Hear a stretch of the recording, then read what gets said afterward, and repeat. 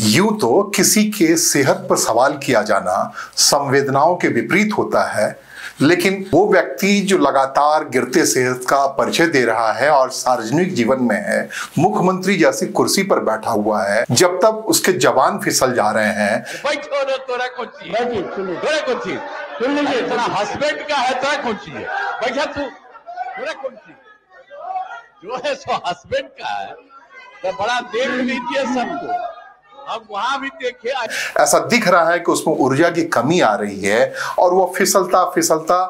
कई बार इस अंदाज में बात करने लग जा रहा है कि लोगों को यकीन नहीं हो रहा है कि ये वही व्यक्ति है जिसने अपने अतीत में कभी रेल मंत्रालय को संभाला था, अपना एक परिचय दिया था ईमानदार नेता के तौर पर। कभी उसने लालू यादव से लोहा लिया था, चारा घोटाले को लेकर लालू प्रसाद यादव के खिलाफ हमलावर रहे थे, कभी वो समाजवादी आंदोलन के धुरी रहे थे, जॉर्ज फर्नांडिस के करीबी रहे थे और उनके जीवन को लेकर के कई तरह की कहानियां रही हैं कि कैसे सादगी भरा जीवन जीना जाना चाहिए। कई बार उनके इस पहलू पर जिक्र आया है कि मुख्यमंत्री रहते हुए जब चुनाव लड़ने की बारी आई तो उन्होंने कहा मेरे पास कोई पैसा नहीं है, और उसी पैसे की मजबूरी के तहत वो एक गठबंधन के तहत चलते रहे पूरी राजनीति में। लेकिन अब गिरते सेहत की वजह से उन्होंने जो कुछ भी किया है मौजूदा बजट सत्र में, बिहार विधानसभा के बजट सत्र में, उन्होंने सीधे तौर पर राबड़ी देवी के खिलाफ 2 मर्तबा बुरी तरीके से व्यवहार किया है। राबड़ी देवी विपक्ष की नेता हैं विधान परिषद में और पूर्व मुख्यमंत्री हैं, तो जिन शब्दों का उन्होंने इस्तेमाल किया, जिस तरीके से उन्होंने बात की, सिर्फ राबड़ी देवी के खिलाफ नहीं, और राबड़ी देवी ने उसके बारे में कहा, संवेदना जताते हुए कहा, भागेड़ी हैं, भांगा पी के आते हैं हाउस में, आन संत महिलाओं को बीच में बोलते हैं, महिलाओं का अपमान करते हैं। एक नहीं, बिहार के महिला को, बिहार के महिला, पूरा बिहार के महिलाओं को, हमको भी सदन में भी बेइज्जत करते हैं, आरोप लगाते हैं कि तो एक जो मर्यादित आचरण होना चाहिए रिश्तों को लेकर के, वो तार तार हो रहा है। और बिहार के तमाम लोग मानते हैं, खास करके वो लोग जो ये मानते हैं कि नीतीश कुमार ने बिहार को जंगल राज से मुक्ति दिलाई है, नीतीश कुमार ने बिहार को विकास के ट्रैक पर लाया है, काफी मेहनत की है, उन्होंने बिहार के स्वरूप को बदला है, और रोजगार के क्षेत्र में हो या ईमानदारी के क्षेत्र में हो, खास करके जो मर्यादा की बात कर रहा हूं, जिस स्वाभिमान की बात कर रहा हूं, जिस बिहारी डीएनए की बात कर रहा हूं, उसके आधार को वो राजनीति करते हुए भारतीय जनता पार्टी जैसे संगठनात्मक इकाई को भी झटका दे चुके हैं, उन्हें सबक सिखा चुके हैं। उस नीतीश कुमार के अंदर जब उनके गिरते सेहत की वजह से सवाल किए जाते रहे हों, रह रह करके अपने से जूनियर नेताओं के पैर छूते हुए नजर आए, उनके साथ ऐसा बिहेव करते हुए नजर आए, तो इन सब को लेकर एक दर्द सा उन तमाम लोगों में होता है जो बिहार के विकास में, मौजूदा विकास में नीतीश कुमार को एक नायक के तौर पर देखते हैं। जब बिहार पूरी से जंगल राज के शिकार में था, अगड़े पिछड़ों की लड़ाई बहुत विकट स्थिति में पहुंच गई थी, उस समय एक समरस तरीके से उन्होंने विकास के सफर को तय कराया बिहार के, और आगे भी उन्हीं के चेहरे को लेकर के बढ़ने की बात हो रही है, खास करके एनडीए में। तो नीतीश कुमार ऐसा क्यों कर रहे हैं, और ऐसा जब कर रहे हैं तो सब कोई उनके बचाव में क्यों आ रहे हैं, बजाय इसके ये कहने के कि इन्हें इलाज के लिए ले जाया जाए, इनके इस आचरण पर थोड़ी सी लगाम लगाई जाए, या फिर जनता दल यूनाइटेड की विरासत की बात कर रहे हैं, नीतीश के बाद कौन उसकी सोच रखते हैं, वो सब ऐसा क्यों नहीं सोचते कि नीतीश कुमार जब सेहतमंद रहेंगे और संन्यास के रास्ते पे चलेंगे, तब जो परिपाटी बनेगी जनता दल यू के सर्वाइवल की बनेगी। लेकिन जिस गिरते सेहत की वजह से जनता दल लुढ़कता हुआ जा रहा है, जनता दल यू लुढ़कता हुआ जा रहा है, उस कैरेक्टर में जनता दल के विरासत को संभाल पाना, जनता दल यू की विरासत को संभाल पाना, जनता दल के, राष्ट्रीय जनता दल के खिलाफ बनी बनाई जो पृष्ठभूमि है, जो जमीन है, उसको संभाल पाना मुश्किल होगा। ऐसे में क्या किसी की ऐसी हिम्मत नहीं हो रही है कि नीतीश कुमार जैसे, जिसको कहते हैं कि एलिफेंट मेमोरी के मालिक रहे हैं, वो उनको सब कुछ तिनके तिनके के तौर पर याद रहा है, और शायद यही वजह है कि वो बिहार के राजनीति में अपरिहार्य बने हुए हैं और आगे भी बने रहेंगे। उस मेमोरी के आधार पर ही, अपनी यादाश्त के आधार पर ही उन्हें हर एक व्यक्ति के कैरेक्टर का पता है, बिहार के राजनीति में किसको कैसे साधा जा सकता है ये जानकारी है। नीतीश कुमार का अगला कदम क्या होगा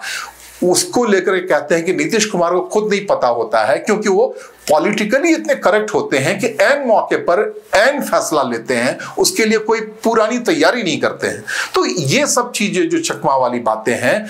उनकी वजह से राजनीति में, बिहार के राजनीति नीतीश कुमार अपरिहार्य तो बने हुए हैं, लेकिन जब तक उनके लगाम फिसल जा रहे हैं, उनका आचरण, हाल के दिनों में अमित शाह गृह मंत्री जब बिहार के दौरे पर थे तो मंच पर उन्होंने जिस तरीके से महिला के साथ उसे अपने पास करीब लाने की कोशिश की और घुमाया, डायरेक्शन दिया, उसके बाद जो महिलाओं को लेकर कई बार उन्होंने सदन के अंदर कहा है, जिस ढंग से राबड़ी देवी के खिलाफ आक्रामक रहते हैं, राबड़ी देवी ने हाल में बयान दिया है कि उनको कौन कौन से लोग ऐसा करने के लिए राबड़ी देवी के खिलाफ भड़का रहे हैं, और उन लोगों का नाम लिया है जो हाल के दिनों में नीतीश कुमार, देखिए उनका पीछे लगा हुआ 5-6 आदमी, वही लोग सिखाता है, पीछे पीछे जाता है, पीछे पीछे आता है, कान में फूकता रहता है, इसे बोलिए इसे बोलिए, वही लोग बोलवाता है। भाजपा के गोद में है, उनको कान भरता है भाजपा के लोग, और जो इनका पार्टी में है 3-4 आदमी, ललन सिंह है, संजय झा है, विजय चौधरी जी है, अशोक चौधरी हैं, यही लोग है, कान में फूंकते रहता है, भड़काते रहता है। उनको बेइज्जत अपने लोग करता है, उनका पार्टी के लोग बेइज्जत करता है कि ऐसा बात बोलिए, वही लोग सिखाता है। ने उनमें से कुछ लोगों को किनारे लगा दिया है, जैसे कि संजय झा कहते हैं कि नीतीश कुमार जिन किसी को भी जनता दल यू का कार्यकारी अध्यक्ष बनाया है, उनका कार्यकाल सीमित हो गया है। जिनको बहुत प्रमुखता से सार्वजनिक तौर पर उन्होंने कहना शुरू किया है, दिखाना शुरू किया है, वो हाशिए पे चले गए हैं। वो केसी त्यागी हों, उसके बहुत बड़े मिसाल हैं केसी त्यागी, उनको तो प्रवक्ता पद से हटा दिया गया क्योंकि उनको लग रहा था कि नीतीश कुमार उन्हीं के कहे पे चलते हैं। संजय झा को बहुत समय तक बहुत छिपे हुए तरीके से वो काम करते रहे, लेकिन पहली बार ऐसा हुआ है कि उनको बड़े तौर पे सामने लाया गया है, कार्यकारी अध्यक्ष बनाया करके रखा गया है, तो उसमें वो भी सहमे हुए हैं। आपको याद होगा कि इसी ढंग से जनता दल यू का अध्यक्ष बना दिया गया था RCPN सिंह को, जो बहुत दिनों तक नीतीश कुमार के PA थे और IAS अधिकारी थे और बहुत करीब थे, तो उनको भी नीतीश कुमार ने समय रहते हुए ठिकाने लगा दिया। उनको रिजाइन करना, केंद्रीय मंत्री तो बन गए, लेकिन उनको रिजाइन करके लगभग राजनीति के हाशिए पर चला जाना पड़ा। इसी ढंग से ललन सिंह, जब तक उनके रिश्ते में जब भी लगता है कि ललन सिंह नीतीश कुमार के लिए अपरिहार्य हो रहे हैं, नीतीश कुमार एक तगड़ा सा झटका देते हैं, ललन सिंह यानी राजीव रंजन किनारे होते हुए दिखते हैं। तो अभी दो बड़े चेहरे हैं जो केंद्र की राजनीति में नीतीश कुमार के चेहरे बने हुए हैं, लेकिन जब वक्फ बिल पे वोटिंग की बात आई, उस पर बहस करने की बात आई, तो आखिरी वक्त तक जब तक नीतीश कुमार से कोई सिग्नल नहीं मिला, संजय झा हो या ललन सिंह हो, उनमें एक मिमियाती हुई आवाज समझ में आई। तो आप समझ सकते हैं नीतीश कुमार कमजोर सेहत के भले ही दिख रहे हैं, लेकिन उनकी लगाम बहुत मजबूत है। और सिर्फ यही दो नहीं, इसके अलावा जो राबड़ी देवी ने और अन्य 5 लोगों का नाम लिया, 3 लोगों का नाम लिया, जिसमें कि विजेंद्र चौधरी हैं और नीतीश कुमार के आसपास रहने वाले लोग हैं। तो ये जो सेहत का परिचायक है, गिरते सेहत का परिचायक है, स्लिप ऑफ टंग की बात आ रही है। स्लिप ऑफ टंग के लिए तो नीतीश कुमार बहुत पुराने से माहिर हैं। जब उन्होंने शराबबंदी लागू की थी बिहार में 2017 में, तब वो एक मंच से कह गए थे कि मैं शराबबंदी का विरोधी हूं, और बहुत समय तक उसके खिलाफ कोई बात नहीं आई और फिर बाद में उनको उसका नतीजा बताना पड़ा। प्रशांत किशोर जो नीतीश कुमार के पार्टी के सर्वे सर्वा थे एक वक्त में, हाल में प्रशांत किशोर का एक बयान आया कि कैसे नीतीश कुमार आखिरी पल पर अपने बयान पलट जाया करते हैं। ये सब माहिरपन है। तो इन सब माहिर, इसलिए लोग कह रहे हैं नीतीश कुमार को या तो उनका सेहत ठीक करवाना चाहिए, उनके शुभचिंतकों की ओर से कहा जा रहा है ये बार बार कि भाई पार्टी के लोग ही, उनके लड़के अगर निशांत इस बात को लेकर के चिंतित नहीं है तो अच्छी बात नहीं है। या फिर नीतीश कुमार को लेकर एक बड़ी बात कही जा रही थी, सार्वजनिक जीवन में है, वैसे किसी की सेहत को लेकर कैसा नहीं कहा जाना चाहिए, लेकिन कई बार नीतीश कुमार अपने गिरते सेहत का पर्चे देकर, नाटकीय अंदाज में पर्चे देकर के कोई बड़ा फैसला ले लिया करते हैं। तो क्या ये भी एक संकेत के तौर पर देखा जाए, क्योंकि नीतीश कुमार जिस ढंग से हमलावर हैं, आरजेडी की नेत्री, और सदन के अंदर बजट सत्र में जब मैं कह रहा हूं कि राबड़ी देवी पर सीधे हमलावर होते हैं, तो बाकी मौके पर आरजेडी बहुत तेजी से, प्रखरता के साथ इस हमले का जवाब दिया करती थी, लेकिन इस बार ऐसा कुछ नहीं हो रहा है, बल्कि माफीनामे के मूड में है राबड़ी देवी। तो क्या एक बार फिर से बिहार के राजनीति में खुद को प्रासंगिक बनाए रखने के लिए नीतीश कुमार अपने गिरते सेहत का परिचय देने जैसा कोई नाटक कर रहे हैं, और इस नाटक की आड़ में कोई बड़ा फैसला लेने वाले हैं? जैसे कि बहुत सारे लोग कहते हैं नीतीश कुमार के कैरेक्टर को लेकर के कि जून जुलाई का वो वक्त हो सकता है जब भारतीय जनता पार्टी एक दबाव के तहत लेना चाहे कि नीतीश कुमार को, जेडीयू को बिहार विधानसभा के चुनाव की जो सीटों का बंटवारा हो रहा होगा, तो उस समय इस गिरते सेहत वाले व्यक्ति की ओर से कोई बड़ा झटका आ सकता है। खुद को खड़ा होने के लिए, बताने के लिए वो ऐसा कुछ कर सकते हैं जिससे पूरी राजनीति सहम सकती है। जब ऐसा कुछ कर सकते हैं तो क्या कुछ कर सकते हैं, इसके बारे में बताना बड़ा मुश्किल है। जिस ढंग से प्रधानमंत्री नरेंद्र मोदी के बारे में कहा जाता है कि जिस किसी के नाम की चर्चा होती है कि पार्टी के अंदर उन्हें प्रमुखता मिलने वाली है, जैसे किसी को अगर मान लीजिए किसी राज्य के मुख्यमंत्री के तौर पर उसकी चर्चा हो गई कि ये लोग संभावनाओं के लिस्ट में, वो बिल्कुल नहीं बनते हैं। तो नीतीश कुमार भी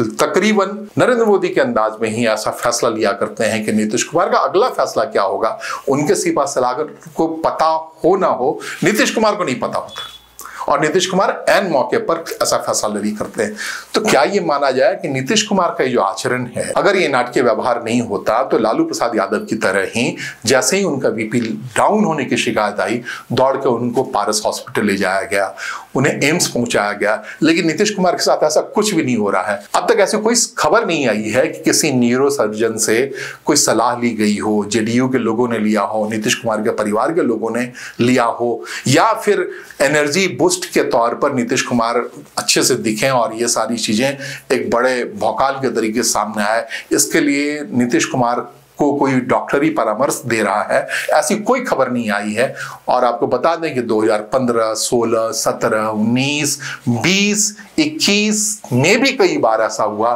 कि लगा कि नीतीश कुमार सेहत से नासाज हैं, कमजोर हैं, लेकिन ये सारे वर्ष, ये सारे मौके नीतीश कुमार के जीवन के बड़े फैसले वाले मौके थे। उन्होंने पलटी मारा और लगा कि ये सब कुछ नाटक था, दरअसल नीतीश कुमार बीमार नहीं थे। उम्र की बात करें तो 74 ईयर्स हैं, प्रधानमंत्री से 1 साल छोटे हैं और बहुत सारे लोग उस उम्र में बड़े सक्रिय हैं, राजनाथ सिंह को ले लें या बाकी तमाम लोगों को। तो नीतीश कुमार भले ही उतने सक्रिय नहीं दिखते हैं, लेकिन जिस तरीके से अंदर खाने वो अपने राजनीति विरोधियों को किनारे लगाते जाते हैं, जिस ढंग से अभी हाल के दिनों में लगातार वो कह रहे हैं कि अब नहीं कहीं जाऊंगा मैं, अब यहीं रहूंगा, तो ये बार बार कहना, हर मंच से कहना, हर भाषण में कहना, भारतीय जनता पार्टी के बड़े नेताओं की मौजूदगी में नीतीश कुमार की ओर से ये कहना कि मैं नहीं जाऊंगा, कहीं और नहीं जाऊंगा, अब नहीं जाऊंगा, इसका मतलब राजनीति में जो कहा जाता है उसके विपरीत भी हुआ करता है। लोग कहते हैं कि बड़े नीतीश कुमार के रंज की बात या नीतीश कुमार की नाराजगी के बाद हाल के वर्षों में तब आई थी जब प्रधानमंत्री नरेंद्र मोदी वापस जब आए थे नीतीश कुमार, तो पटना में एक बड़ा रोड शो किया था और उस रोड शो में कमजोर दिखने वाले नीतीश कुमार के हाथों में लोगों ने भारतीय जनता पार्टी का झंडा पकड़ा दिया था। कहते हैं ऐन मौके पर नीतीश कुमार ने अपने होशो हवास का परिचय दिया था उसके बाद, और लोगों से ये नाराजगी जताई थी कि ऐसा नहीं करना चाहिए था, मैं ठीक है, मृदुल लग रहा था, मैं कमजोर लग रहा था और हो सकता है कि प्रधानमंत्री के सामने ओजपूर्ण ना दिखूं क्योंकि एनडीए गठबंधन के बड़े पार्टनर हैं वो। तो इन सब नाटकों की वजह से उनके हाथ में अगर ऐसा किया गया था तो अच्छा नहीं था। और ऐसी बातें बार बार हो रही हैं। वो नीतीश कुमार जब तक मंच पे अपने छोटे लोगों, कई बार अशोक चौधरी जो कांग्रेस से उनके पास आए हैं और अब कई बार लगते हैं कि बड़े महत्वपूर्ण है उनके जीवन में, अशोक चौधरी के साथ भी उन्होंने व्यवहार ऐसा कर दिया कि अशोक चौधरी के